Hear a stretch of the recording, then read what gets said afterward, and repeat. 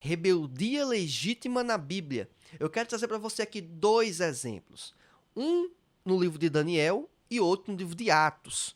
Eu coloquei aqui os trechos bíblicos para servir de referência, certo? Servir de referência. O primeiro aqui, vou fazer uns breves comentários a respeito de cada itens ou blocos que eu acho importantes, tá certo? Vamos começar com Daniel capítulo 3, do versículo 4 ao 6. Esse contexto aqui é quando os três jovens, Sadraque, Mesaque e Abednego, questionaram não servir ou não adorar uma imagem que foi posta.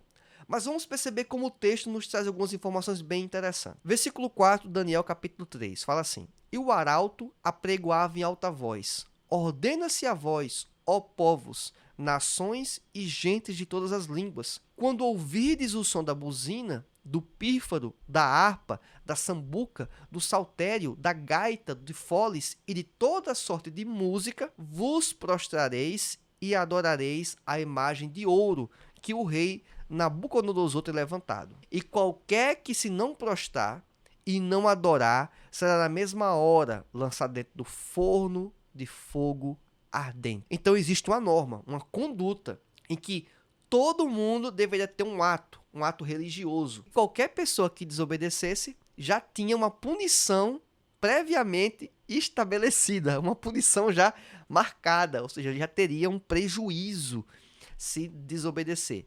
Mas vamos lá. No versículo 12 ao 15, nós damos um pequeno salto aqui, diz o seguinte: Há uns homens judeus que tu constituíste sobre os negócios da província de Babilônia, Sadraque, Mesaque e Abednego. Esses homens, ó rei, não fizeram caso de ti. A teus deuses não servem, nem a estátua de ouro que levantaste adoraram. Perceba que sempre vai ter alguém para dedurar, né? Sempre tem o X9, né? Em todo lugar, seja para o bem, seja para o mal, mas vai ter alguém para poder falar o que está acontecendo. Nesse caso aqui, geralmente para, no ambiente bíblico, nós podemos perceber, é o cara falando para queimar, prejudicar o outro, né? Dificilmente aparece alguém para ficar falando das coisas boas que alguém fez, né? Isso daí só fala para falar das coisas que são equivocadas. Nesse caso aqui, o equívoco, né, é, na verdade, um acerto. A gente sabe bem disso. Versículo 13. Então, Nabucodonosor, com ira e furor, mandou chamar Sadraque, Mesaque e Abednego. E trouxeram a esses homens perante o rei. Falou Nabucodonosor. Ele disse: É de propósito, ó Sadraque, Mesaque e Abednego, que vós não servis a meus deuses, nem adorais a estátua de ouro que levantei? Ou seja, ele questiona e coloca se foi uma questão de, eles não foram bem informados, eles passaram desapercebido. Ele quis dar uma chance, né? Ele quis dar uma possibilidade. Se de fato ele estava acreditando na fala dele, a gente não tem como talvez saber disso, né? Talvez nunca saber disso. Mas ele lançou essa ideia. Ele quis dar uma segunda chance para aquele jovem. Ou seja, os jovens foram testados em um primeiro momento. Talvez aquele rei pensou assim: vamos ver se eles vão ter coragem em desobedecer a minha fala. Vamos ver se eles são homens de coragem mesmo, né? E aí eles provaram que tinham coragem. Diz o versículo 15: Agora, pois, se estáis prontos, quando ouvirdes o som da buzina, do pífaro, da cítara, da harpa, do saltério, da gaita de foles e de toda sorte de música, para vos prostardes e adorardes a estátua que fiz, bom é.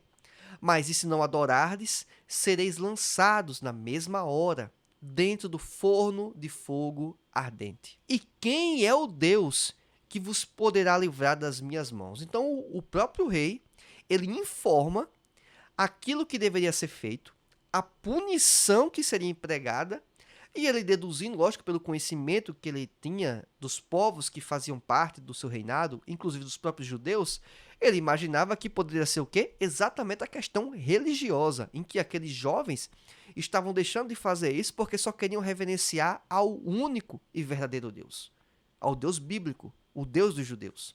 E ele questionou: vamos ver se esse Deus tem poder mesmo, né? Porque quem manda aqui sou eu, né? O rei pensando, né? Quem tem todo o domínio e controle aqui sou eu. E, logicamente ele estava enganado, mas foi essa a fala dele. Se avançarmos um pouco mais, do versículo 16 ao 18, e aqui a gente vai encerrar essa exemplificação de rebeldia, de motim dentro da Bíblia, e um motim legítimo, uma rebeldia correta, diz assim, versículo 16: Responderam Sadraque, Mesaque e Abednego: e disseram ao rei Nabucodonosor: não necessitamos de te responder sobre este negócio. Versículo 17. Eis que o nosso Deus, a quem nós servimos, é que nos pode livrar. Ele nos livrará do forno de fogo ardente e da tua mão, ó rei. E se não, fica sabendo, ó rei, que não serviremos a teus deuses, nem adoraremos a estátua de ouro que levantastes. Perceba então que aqueles jovens tinham tamanha confiança em Deus e, correndo o risco da punição que eles teriam, tamanha rebeldia, né? A desobediência, eles tiveram um ato de fé e de reverência a obedecer à vontade de Deus, que eles sabiam que Deus tinha poder de livrar eles da fornalha. Mas eles até falam que mesmo que Deus não venha livrar eles, eles vão sofrer a consequência sem arredar o pé, sem mudar de posição, sem ficar com duas conversas. E é um exemplo assim, que serve até hoje de exemplo para qualquer cristão. Eles não abriram mão dos seus princípios e valores, correndo o risco de mesmo perderem a sua própria vida. Então, isso é um exemplo maravilhoso.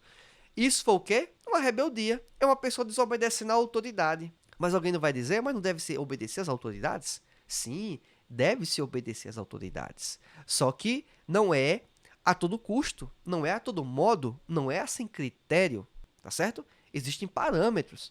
E o segundo exemplo que eu vou trazer para vocês na Bíblia de rebeldia, de motim, que são positivos, vai ter uma fala muito próxima do que eu acabei de falar. É o exemplo de Pedro. Não só Pedro, é Pedro e outros discípulos. Atos capítulo 5, do versículo 25 ao 29, temos uma referência muito interessante. Diz assim o versículo 25. E chegando um, anunciou-lhes, dizendo: eis que os homens que encerraste na prisão estão no templo e ensinam ao povo. Ou seja, pessoas que já tinham sido presas, tinham sido soltas e estavam pregando a palavra de Deus, estavam ensinando. Versículo 26. Então foi o capitão com os servidores e o trouxe, não com violência, porque temiam ser apedrejados pelo povo.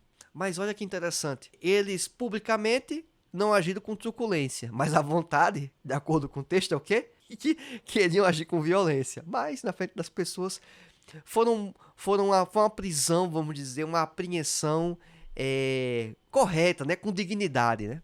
Versículo 27. E trazendo-os, apresentaram ao conselho, e o sumo sacerdote os interrogou, dizendo, primeiro que levou para o conselho dos sacerdotes. O sumo sacerdote, a pessoa de maior importância, o chefe daquele ambiente, estava questionando a eles. Ou seja, não é qualquer pessoa. Não é uma rebeldia contra um Zé Ninguém. Não é uma rebeldia contra quem pode pouco fazer contra você. É uma rebeldia com quem tem muito poder. Quem pode determinar até mesmo a sua liberdade. Em alguns momentos, até talvez a sua própria vida. Então imagina só o risco que esses discípulos estavam enfrentando. Versículo 28, ele fala: não vos admoestamos, nós expressamente, que não ensinasseis nesse nome? E eis que enchestes Jerusalém dessa vossa doutrina, e quereis lançar sobre nós o sangue desse homem? Ou seja, estavam questionando porque os discípulos estavam desobedecendo a algo que eles já tinham sido repreendidos para não executar. Tinham sido presos, inclusive, por estar anunciando a palavra. Versículo 29. Porém, respondendo Pedro e os apóstolos, ou seja, não foi só Pedro, foi Pedro e outros homens, disseram: mais importa obedecer a Deus do que os homens. Então a gente percebe que existe uma contraposição. Eu devo obedecer aos homens? Eu devo obedecer às instituições? Eu devo obedecer às autoridades? Lógico que deve. É obrigação obedecer.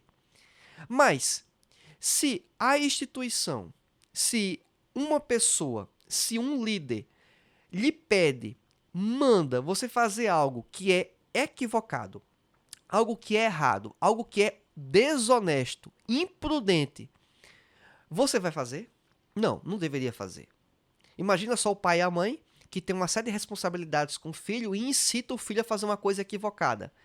Lógico que nós não vamos interpretar a Bíblia à luz do que é a nossa visão de mundo hoje. Não é assim que funciona. Mas entendemos a Bíblia e a palavra de Deus naquele contexto, na aplicação primeira dela, e aí sim podemos fazer, externar, replicar, avançar e tentar fazer uma leitura da nossa sociedade e identificar aquilo que a Bíblia nos ensina para vivermos no nosso tempo, na nossa prática. E no Brasil, se formos rapidamente pensar, a depender de algumas práticas, vez por outra nós vimos aí alguns crimes, em que os pais, adultos, né, eles fazem com que filhos, adolescentes, participem também de um crime. E quando isso acontece, quando o pai, né, o adulto, a mãe, eles são judicialmente, eles são imputados do crime, é também imputado mais um crime, que é o chamado corrupção de menores. Porque ele não poderia fazer aquilo. Ele não poderia fazer um jovem cometer uma coisa equivocada.